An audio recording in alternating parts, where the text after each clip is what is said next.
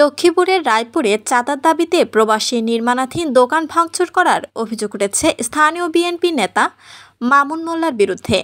শুক্রবার গভীর রাতে রায়পুর পৌরসভার ১ নং ওয়ার্ডের পূর্বলাজ গ্রামের মৃধা বাড়ির সামনে প্রবাসী রাশেদ আলমের নির্মাণাধীন দোকান ভাঙচুর করা হয়। মামুন মোল্লা পৌর ১ নং ওয়ার্ড বিএনপির সদস্য এবং সাম্প্রতিক তিনি ওয়ার্ড বিএনপির সাংগঠনিক সম্পাদক নির্বাচন করেছেন। প্রবাসীর ফুফাতো ভাই আব্দুল গনি জানান, আমার মামা মুক্তিযোদ্ধা, আমার মামাতো ভাই ওমান প্রবাসী এবং মুক্তিযোদ্ধা পরিবারের সন্তান। তাকে এবং তার পরিবারকে আমার মাধ্যমে দোকান নির্মাণের সময় বাধা দিয়ে চাঁদা দাবি করেন মামুন মোল্লা। তিনি আরও বলেন, দোকান ঘরটি নির্মাণের প্রথমে মামুন মোল্লা ১০ লাখ টাকা চাঁদা দাবি করেন। টাকা আদায় করে নিতে বিভিন্ন হুমকি ধামকি দেন। এক পর্যায়ে আমরা তার দাবি অনুযায়ী তাকে ৩ লক্ষ টাকা চাঁদা দিই। বাকি ৭ লক্ষ টাকা দেওয়ার জন্য হুমকি ধামকি দিয়ে যাচ্ছেন। গতকাল রাতে তার নেতৃত্বে সংঘবদ্ধ একটি বাহিনী আমাদের দোকানটি ভেঙে দেয়। আমরা প্রশাসনের নিকট বিচার চাই। পৌর বিএনপির আহ্বায়ক ABM জিলানী বলেন, বিষয়টি আমার জানা নেই। বিএনপির নাম ভাঙিয়ে চাঁদাবাজির সুযোগ নেই। কেউ যদি চাঁদাবাজি করে থাকে তাহলে তার বিরুদ্ধে ব্যবস্থা নেওয়া হবে। অভিযোগের বিষয় মুঠোফোনে জানতে চাইলে মামুন মোল্লা বলেন, কারা ভাঙচুর করেছে আমার জানা নেই, তবে তার সাথে আমার জমি নিয়ে বিরোধ রয়েছে। রায়পুর থানার ভারপ্রাপ্ত কর্মকর্তা নিজামুদ্দিন ভূঁইয়া বলেন, রাতে টহলরত পুলিশের সামনে হামলা করিবার পর পুলিশ দেখে হামলাকারীরা পালিয়ে যায়। পুলিশ ঘটনাস্থল থেকে কিছু দেশীয় অস্ত্র উদ্ধার করা হয়।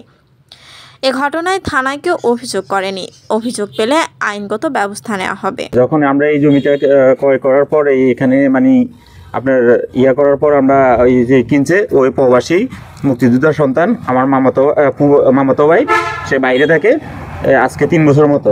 তো এখন এই ৩-৪ মাস আগে এখান থেকে সে সাইনবোর্ড তুলে নিয়ে গেছে। সাইনবোর্ড তুলে নেওয়ার পর থেকে আমাদের কাছে বিভিন্নভাবে চাঁদা দাবি করতেছে মামুন মোল্লা। এখন এটা নিয়ে আমরা যাই হোক এর কিছু বাধ্য হয়ে আমরা হয়তো তার থেকে জমিটা ক্রয় করা হয়েছে, তার থেকে এবং অ্যাডভোকেট কামাল উদ্দিন দুইজনের থেকে এই জমিটা ক্রয় করা হয়েছে। মামুন মোল্লা এখানে রেজিস্ট্রি দিয়ে এখন পরবর্তীতে সাইনবোর্ড তুলে নিয়ে উনি আমাদের কাছে চাঁদা দাবি করছে ১০ লাখ টাকার মতো। আমরা বাধ্য হয়ে কী করবো, এখন আমরা অন্য জায়গা থেকে আসছি, এসে এখানে ওর করতেছি ওর বাইরের কাছে। এই জন্য ৩ লাখ টাকা ওকে অলরেডি চাঁদা দেওয়া হয়েছে।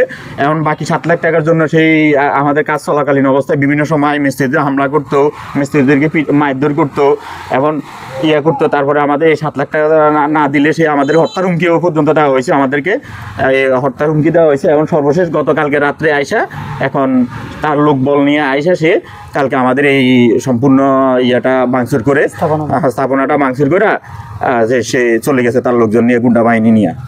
আমি এখানে দেখাশোনার দায়িত্বে আছি, রাতে বা দিনে দেখাশোনা করি, পাহারা দিই। হ্যাঁ, তো আমার লোকজন মিস্ত্রিরা সাইডে কাজ করতে আসলে মামুন হুমকি ধুমকি দিত, মিস্ত্রি করে মারধর করতো বা কুদি যাইতো মারার জন্য। তো পরবর্তীতে মিস্ত্রিরা চলে যেত, কাজ করতো না। তারপরে আমাকেও হুমকি দিছে যে আমি যদি এখানে চাকরি না ছাড়িয়ে দিই আমার সমস্যা আছে। আমাকে হুমকি দিছে যে আমি এখান থেকে যেন চাকরি ছাড় দিই, এখানে যেন চাকরি না করি। তারপরে কালকে রাত্রে আমি এখানে ছিলাম প্রায় ১২টা ১২:৩০ পর্যন্ত। পরবর্তীতে আমি যখন দেখছি মামুন এইদিকে লোকজন নিয়ে ঢুকে, মামুনের ছেলে, আর কাউকে আমি চিনি না। যেহেতু রাত্রে আমি লোকজন বেশি দেখে আমি এইদিকে দিয়ে পেছন দিয়ে চলে গেছি ওই বাসার ওই দিকে যাওয়ার পরে আমি আমার মালিককে ফোন দিয়ে জানাই যে এই ঘটনা, মামুন লোকজন নিয়ে আসছে এই ওয়াল টোয়াল এগুলো ভাঙার জন্য বা অলরেডি ভাঙতে আছে। আমি ফোন দিয়েছি আর আমার কোম্পানি পুলিশ পাঠাইছে। পুলিশ পাঠানোর পরে পুলিশ এসে তাদেরকে দোয়ানি দিছে, দেশীয় অস্ত্র এগুলো উদ্ধার করছে। পুলিশ এগুলো থানায় নিয়ে গেছে।